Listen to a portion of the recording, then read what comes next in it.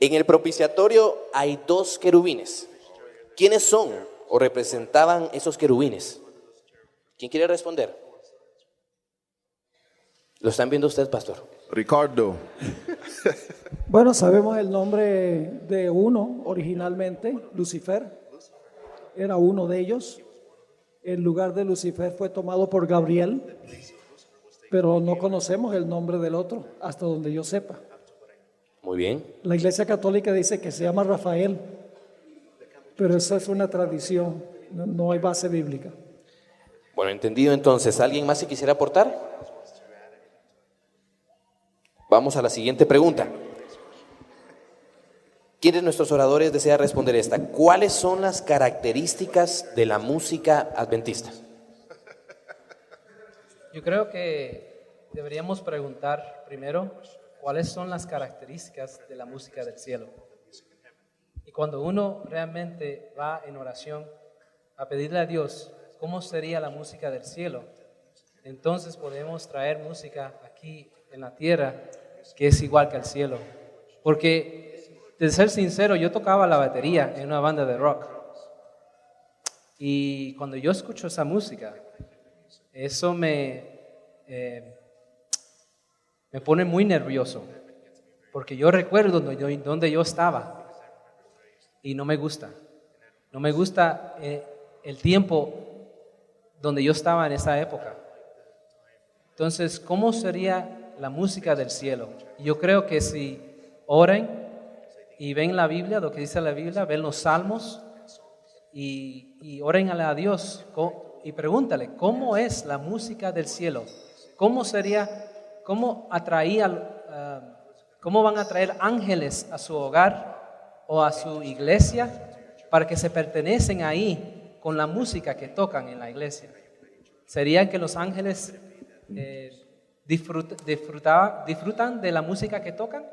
¿O será que los ángeles se van cuando tocan la música que tocan o en la radio, en sus carros? Eso yo creo que sería la mejor pregunta. En vez de tratar de distinguir cuáles son este tipo de música sí, este no, mejor pregúntense y hablen con Dios y pregúntenle a Él cuál sería la música del cielo. Excelente. La música es música. Por lo tanto, cuando hablamos de música, hablamos de ritmo, hablamos de melodías. La música es música. Hay 7 notas del pentagrama con sus bemoles y con sus sostenidos. El asunto está en el espíritu que existe en el que crea la música y el espíritu que existe en el que la interpreta y el que la usa. Cuando en el corazón de quien compuso una melodía había un espíritu de mal, aunque esa música suene muy bien al oído, Satanás va a usar esa música de armónicos muy confortables para hacer su trabajo, porque fue el diablo quien lo inspiró. Si esa música suave fue inspirada por el Espíritu de Dios, generará excelentes sensaciones cuando la gente la escuche. Ahora, una música que fue inspirada por Dios, escuchada por una persona que está movida por un espíritu del mal, también puede ser conducida al mal. La música es un instrumento que llega directamente al hipotálamo, es decir, no existen filtros. Por lo tanto, Satanás sabe muy bien que es una herramienta poderosísima para poder afectar la conducta de una persona. Y en ese sentido es donde todos los cristianos tenemos que ser muy cuidadosos a la hora de escuchar la música. Primero, tomarnos la precaución de saber qué espíritu movió a quien la hizo. Y en segundo lugar, con qué espíritu soy yo el que la escucha. Excelente tener estos parámetros en cuenta para nuestra vida cristiana y para el servicio a Dios también. Pasemos a la siguiente pregunta. Esta está basada en un suceso histórico de relevancia. ¿Qué sucedió en el Congreso de Minneapolis de 1888? Yo creo que esta pregunta la debe responder sobre todo el pastor Esteban Bor, Muy bien, que es Pastor Bor. realmente... Le voy a... Hombre, es que él es el experto en la materia. Muy bien. Pastor Bor. Yo le escuché en un simposium en la UNAC, en Medellín, y creo que sería una torpeza por cualquiera de nosotros intentar argumentar sin dejarle todo el espacio posible a él. Claro. Pastor, usted también puede ceder preguntas, directo, ¿verdad? Si usted ve que el pastor Martínez puede responder una, dígale, no hay problema. Muchas gracias por el favor, pastor. Bueno, voy a ser conciso, macizo y preciso. Antes de 1888, la iglesia adventista se tornó muy legalista.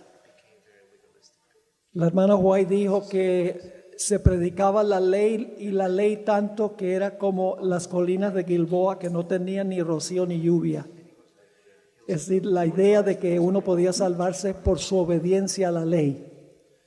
En ese congreso se levantaron los pastores Jones y Wagner, son los mejores conocidos, y trajeron a la luz lo que mi hermano aquí predicó esta mañana. Y es que si Cristo no está en el corazón, nuestra obediencia no tiene valor.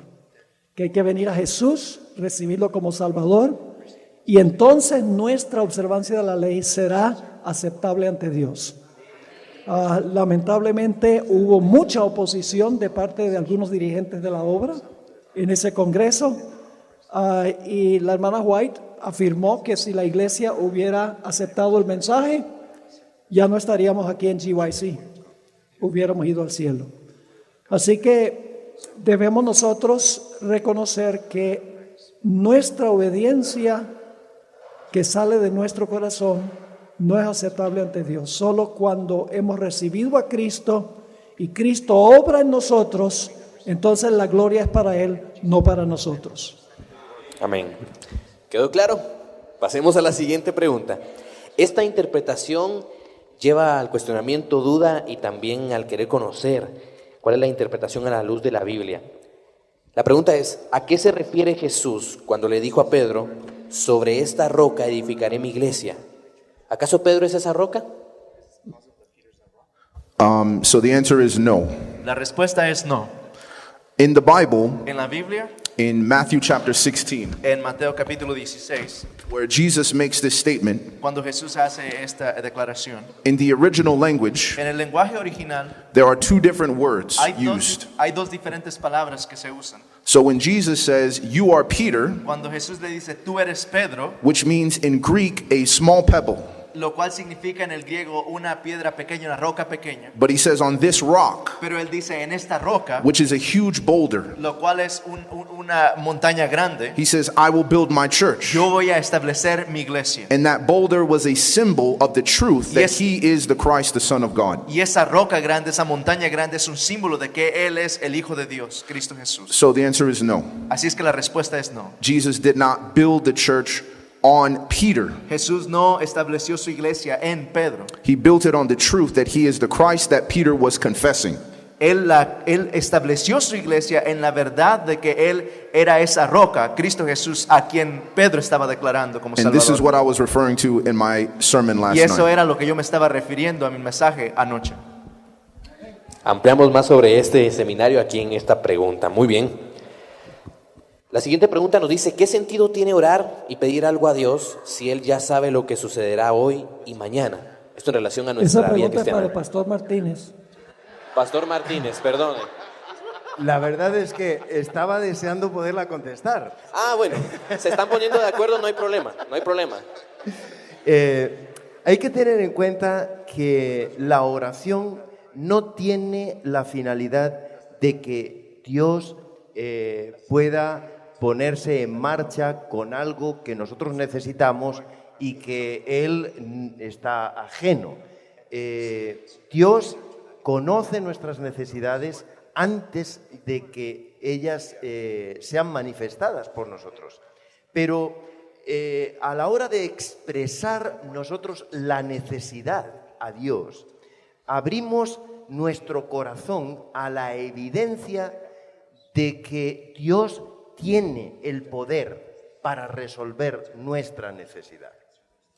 Cuando nosotros oramos por una necesidad propia o cuando hacemos una oración de intercesión por los demás, no es para activar la voluntad de Dios en su respuesta, sino para que nosotros realmente sintamos en nuestro corazón el amor fraterno entre los hermanos cuando hacemos la oración de intercesión y la seguridad y la confianza que Dios es todopoderoso cuando nos presentamos a Él y le decimos, pero sea como tú quieres y no como yo.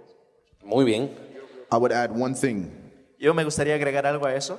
is that when we pray, Es lo siguiente, que cuando nosotros oramos, because God does not change, porque el hecho de que Dios no cambia, prayer is not going to persuade God. la oración no es para persuadir a Dios. But there are circumstances in the Bible Pero hay circunstancias en la Biblia where prayer is a condition en las cuales la oración es una condición for a certain gift that God seeks to give. para cierto don que Dios quiere dar o regalar. For example, the Holy Spirit. Por ejemplo, el Espíritu Santo. We can only expect the Holy Spirit in answer to prayer. Solamente nosotros podemos esperar recibir ese Espíritu Santo como una respuesta a nuestra oración.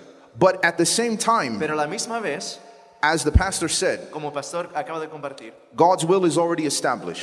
la voluntad de Dios ya está establecida. And through prayer, Y a través de la oración, that same will becomes our own, esa misma voluntad se convierte en nuestra voluntad. and we ourselves are transformed Y nosotros mismos somos transformados through the petition a través de la petición. to be prepared to receive the Y blessing de that esta we seek. manera ser preparados para recibir la bendición que Dios quiere derramar. And that preparation is primarily in the form of humility Y esa preparación es primeramente en la forma de humildad and the recognition that I am completely dependent upon God. y reconocimiento de que yo estoy completamente dependiente de Dios, dependo de Dios. So prayer is not to inform God. Así es que la oración no es para informar a Dios. He does know what's going to happen today Él and tomorrow. sabe qué es lo que va a pasar hoy y mañana. It is we who do not know. Somos nosotros los que no sabemos. And so God commits us into prayer. Así es que Dios nos anima a orar, a la oración. Nosotros en la oración no buscamos cambiar a Dios, sino que la oración cambia nuestras vidas. Vamos a otra pregunta en relación a una postura. En el pasado sabemos que el pueblo de Dios fue resistente a los profetas enviados, mensajeros enviados por él, y en la actualidad no cambia eso. Algunas personas piensan que Elena G. White era una intérprete de la Biblia, no una profetisa. Sin dado caso, yo quiero argumentar sobre este tema con alguien que tiene este pensamiento. ¿Qué debo decir? Well, first of all, Pues primeramente que nada, no one is ever convinced by argument. primeramente que nadie se convence a través del argumento. It must be O a argumentar. conviction of the Holy Spirit. Tiene que ser una convicción del Espíritu Santo. But there is evidence. Pero sí hay evidencia. The first type of evidence El primer tipo de evidencia is to use the test of a prophet in the Bible es usar la prueba que Dios nos da de un profeta en la Biblia and to apply those to the writings and the ministry of Ellen White. y entonces de esta manera aplicar estos parámetros, estas pruebas que Dios nos da a los escritos de hermana Heather White. Number two, El número 2, there is a biblical pattern hay un patrón bíblico that at the beginning and the end of a prophecy, que al principio y al final de una profecía, God always has a prophet on both sides. Dios siempre tiene un profeta en ambos extremos, en ambos lados. So we see that when the flood was coming, Por ejemplo, podemos ver eso cuando se aproximaba el diluvio. Enoch was the prophet at the beginning, Enoc era el profeta al principio and Noah was the prophet when it was being fulfilled. y Noé era el profeta cuando se estaba cumpliendo, el cumplimiento del diluvio. When we look at the prophecy of 1844, Cuando nosotros vemos la profecía de 1844, we see that Daniel was the prophet at the beginning. nosotros nos damos cuenta que Daniel era el profeta al principio And following this pattern in the Bible, y siguiendo este patrón en la Biblia, we should expect a prophet at the end. nosotros deberíamos esperar un profeta al final. The third type of evidence La tercera tipo de evidencia is in Revelation 12:17. es en Apocalipsis capítulo 14 versículo 17. The Bible says that the remnant La Biblia nos dice que el remanente keep the commandments of God de Dios guardan los mandamientos de Dios and have the testimony of y Jesus. tienen el testimonio de Jesucristo. Now this testimony, Ahora este testimonio de Jesucristo, according to Revelation chapter 1, de acuerdo con Apocalipsis capítulo 1, that John the Revelator Que also had the testimony of Juan Jesus. el revelador también tenía el testimonio de Jesucristo. But when we go to Revelation 19, Pero cuando nosotros vamos a Apocalipsis capítulo 19, John falls before an angel Juan se inclina, cae delante de un ángel. And the angel says, don't fall down and worship me. Y el ángel le dice, mira Juan, mira que no hagas esto. I am a fellow servant No me adores porque yo soy un consiervo tuyo. of those De aquellos who have the testimony of Jesus. y de aquellos hermanos los cuales tienen el testimonio de Jesucristo. And the testimony of Jesus Y el testimonio de Jesucristo is the spirit of prophecy. es el espíritu de profecía. When you repeat the same experience Cuando usted repite esa misma experiencia in Revelation chapter 22, en Apocalipsis capítulo 22, John falls before the angel again. una vez más Juan se arrodilla o se inclina delante del ángel una vez Except más. this time, Excepto que esta instead of vez, him saying, I am a fellow servant en vez de decir yo soy un consiervo tuyo, who has the testimony of quien Jesus, tiene el testimonio de Jesucristo, he says, I am a fellow servant. él dice yo soy un consiervo And those who have the spirit of y prophecy, aquellos que tienen el don del espíritu, and el then espíritu de he profecía. uses the word prophet, Y él usa la palabra los profetas, which tells us lo cual nos dice that if the remnant que si el remanente has the testimony of Jesus, tiene el testimonio de Jesucristo, then it must have a prophet. entonces ellos tienen que tener un profeta. Excelente. Gracias, Pastor Borg. Sí, un comentario en cuanto a la hermana White. La misma hermana White varias veces dijo que no pretendía ser profeta. Está en Mensajes Selectos, tomo 1, en las primeras páginas. Ahora, algunos han tomado eso para decir que la hermana White no fue profeta. Pero la hermana White luego explicó que la obra de ella era mucho mayor que la de un profeta convencional. La función de Elena White fue similar a la función de Moisés, porque ella fue levantada por Dios para preparar a un pueblo en todas las dimensiones de la vida para la venida de Jesús. Por eso ella habló del santuario, habló de la educación, habló de la familia, de la crianza de los hijos, de todas las dimensiones de la vida para preparar a un pueblo para la segunda venida de Jesús. La hermana White sí fue intérprete de la Biblia, ¿cómo no? Corregía a los que erraban en su interpretación de la Biblia, ampliaba la Biblia, pero no toma el lugar de la Biblia. Ella tiene el propósito de esclarecer, ampliar y corregir a aquellos que se desvían de la verdad que se encuentra en la Biblia. Pastor Martínez. Quizás referir un texto que está en la mente de todos, ¿verdad? Segunda de Crónicas 20:20, cuando dice, creed en Jehová vuestro Dios y estaréis seguros, creed a sus profetas y seréis prosperados. Si la iglesia quiere ser prosperada, no hay duda que tenemos que creer en nuestros profetas. Claro, Satanás de nuevo intenta en el gran conflicto confundir y pone pseudoprofetas en el último tiempo, individuos que, bueno, pues van a caerse las Torres Gemelas. Y esto ya estaba profetizado que se iban a caer las Torres Gemelas. Te va a tocar la lotería. El pseudoprofetismo contamina lo que es el profetismo actual. Los profetas en el antiguo Israel no fueron muy aceptados, tampoco. Así que no es de extrañar que en el último tiempo pues hayan movimientos que quieran hablar un poquito enturbiando la imagen de Elena White. Pero el profeta era un ser humano. Elena White era una mujer con sus problemas y sus limitaciones. Así que quien quiera encontrarle defectos humanos a Elena White, se los va a encontrar, obviamente, como se los encontraron pues a los profetas del tiempo de Israel. Lo que sí que está claro es que si queremos prosperar como pueblo de Dios, tenemos que creer a nuestros profetas. Y Muy bien. seremos prosperados. En la Biblia encontramos la respuesta. Voy a avanzar con las preguntas, voy a adelantar algunas de ellas. Tengo esta pregunta, fue recurrente en relación a hábitos y vamos a tratar de encerrar esto en la siguiente cuestionante. ¿Por qué me prohíben en la iglesia tomar cerveza cuando hay personas que En nuestra denominación toman café, chocolate y sodas. ¿Acaso no es igual de malo?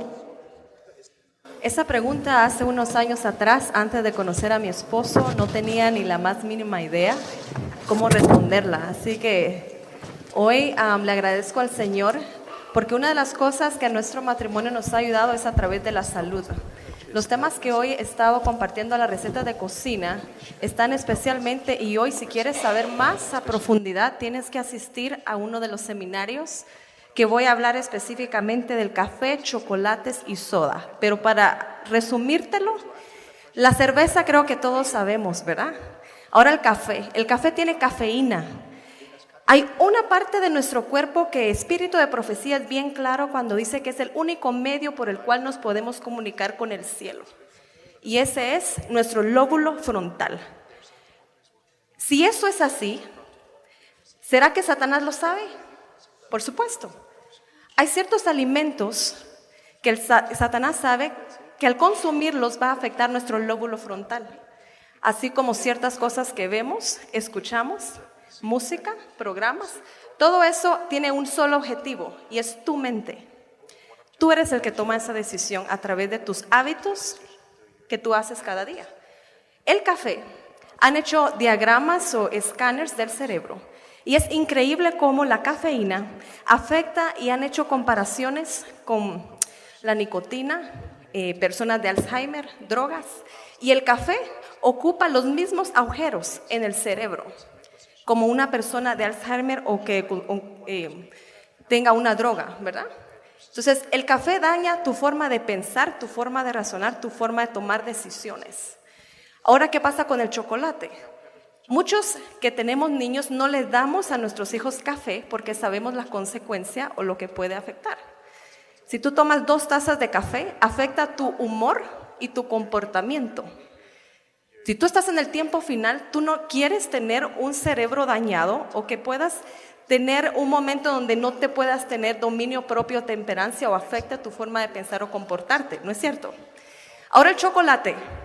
No le damos a nuestros hijos café, pero sí le damos chocolate. Incluso comemos chocolate. ¿Cuál es la diferencia? El chocolate tiene algo que se llama teobromina. La teobromina está catalogado entre las drogas, entre la cafeína y la nicotina. Incluso el daño específico que hace un chocolate es al cerebro, a tu lóbulo frontal. Si tú comes algo con chocolate, no esperes tomar las mismas decisiones con esa mente clara si no lo hubieras comido. ¿Qué hay de las sodas? Hay un ingrediente, que ese ingrediente es aspartame. El aspartame es dulce, pero cuando tú lo pruebas, es dulce en tu paladar, pero no tiene calorías, no tiene eso dulce. Pero cuando tú lo pruebas, el páncreas detecta algo dulce y empieza a segregar algo para que así te da la sensación de dulce, pero ese aspartame va directamente a tu cerebro y hay una cantidad de efectos o enfermedades que afectan y todas son relacionadas con tu cerebro. ¿Dónde consigues ese ingrediente? Sodas, yogures, chicles, casi en todo existe. Ahora, tú comparas la cerveza. Todos sabemos la cerveza va a afectar tu lóbulo frontal, pero estas otras cosas afectan tal vez igual o peor. Entonces la pregunta sería, ¿por qué me prohíben? Nadie te prohíbe nada. Tu estándar es donde está, ¿cuál es mi estándar? ¿Tú quieres llegar al cielo? ¿Tú quieres tener una vida como la de Cristo? ¿Cómo quiere Cristo tu mente? ¿Cómo Él quiere que tú estés preparado en este tiempo final? Él te quiere con una mente sana, un cuerpo sano, para que puedas vindicar su nombre. Porque entre todo este conflicto no se trata de ti ni de mí. Se trata de vindicar el nombre de Jesús. Muchas gracias, Cristi. Pastor. Uno nunca justifica un mal con otro mal.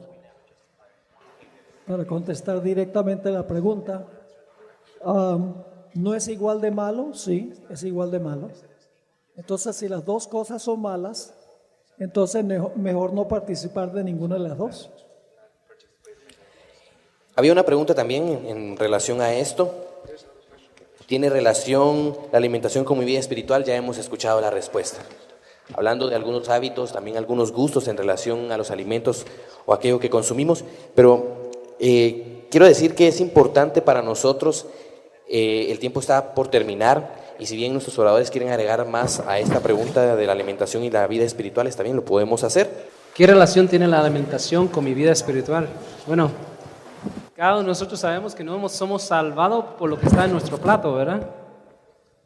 Somos salvados ¿por quién? Por Cristo Jesús. Hay una conexión entre el cuerpo y el cerebro, ¿verdad que sí?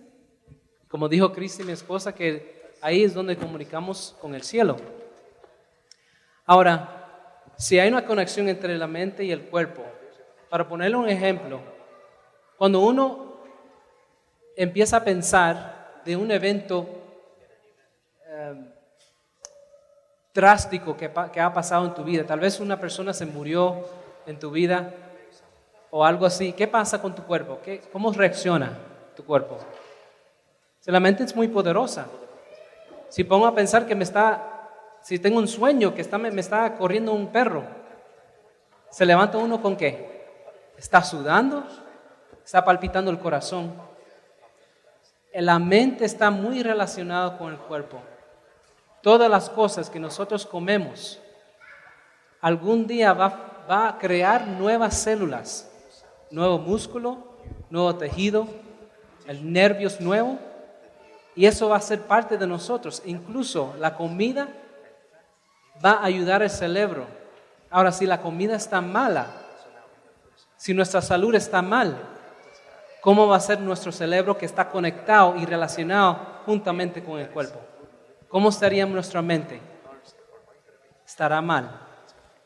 Va a ser difícil pensar en las cosas espirituales. Va a ser difícil pensar y orar. Va a ser difícil de hacer obra misionera cuando uno está enfermo, ¿sí o no? Entonces, por eso la vida, la salvación en hebreo, en griego también, es igual a la salud. El nombre son sinónimos. Salud, salvación. Y Dios quiere no solamente salvarte, Él quiere curarte. Él quiere curar la mente, el cuerpo, el alma, de todo. Para que tú puedas amar a tu prójimo, puedas amar a Dios con todo tu corazón, con todas tus fuerzas, con toda tu alma. En Consejos Cristo, sobre ¿sí? Mayordomía, página 353, contesta directamente esta pregunta. ¿Tiene alguna relación? Totalmente. La mente y tu cuerpo tiene una relación increíble. Y la razón por la cual nosotros con mi esposo practicamos la reforma pro salud y hemos tratado que nuestros hijos lo hagan, es algo sencillo. Queremos que ellos tengan una mente clara para poder comunicarse con su Padre en los cielos. Y los beneficios que más deseamos en ellos y en nosotros es tener una vida espiritual, tener una mente donde podamos realmente ser como Abraham, amigos de Dios. Muy bien. ¿Puedo añadir Pastor un poco? Martínez. ¿Puedo añadir perdona? Ustedes se peleen. saben que la ley de Dios fue escrita ¿por quién? Moisés. Por Dedo de Dios y ¿verdad? luego Moisés, ¿no? Y sabemos también que nuestro cuerpo fue creado ¿por quién? Dios. Hay leyes que existen en nuestro cuerpo. ¿Quién escribió esas leyes? Dios. Si tal vez tú te sientes que hay una carga, cuando uno habla de salud, habla de comer mejor, habla de eso, y tú lo sientes como una carga.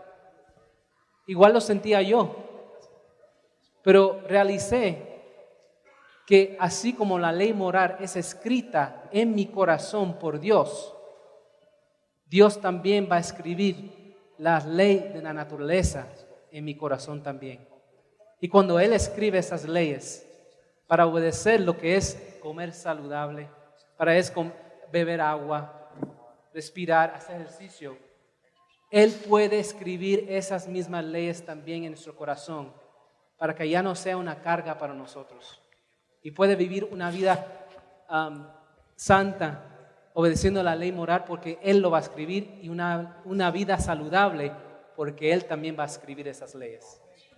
Muy bien. De Pastor hecho, Martínez. está escrito en nuestro ADN, ¿verdad? Es decir, cuando Dios crea la tierra, hay tres instituciones, tres grandes ejes. El primer eje tiene que ver con la familia. El segundo eje tiene que ver con la alimentación. Y el tercer eje tiene que ver con el sábado. Es curioso observar, después del accidente del pecado, cómo Satanás ha intentado destruir al ser humano atacando frontalmente esos tres ejes: la familia, la alimentación y el sábado. Así que debatir sobre el tema de la alimentación me parece que es colocarnos a este otro lado del conflicto, que es asumir el pecado como un causal admisible. Si nos vamos al origen, es decir, a la creación, entonces tendremos que aceptar el modelo de familia tal como Dios lo estableció en la creación, el modelo de alimentación tal como Dios lo concibió en la creación y el modelo de reposo tal y como Dios lo concibió en la creación, y lo tenemos resuelto. Muy bien. Quiero contarles, el tiempo se ha terminado, pero si bien hemos tenido la oportunidad de conocer algunas de las respuestas a la luz de la Biblia, a la luz del espíritu de profecía y también de la experiencia de nuestros oradores presentes, ese es el punto de partida para que nosotros meditemos en la palabra de Dios.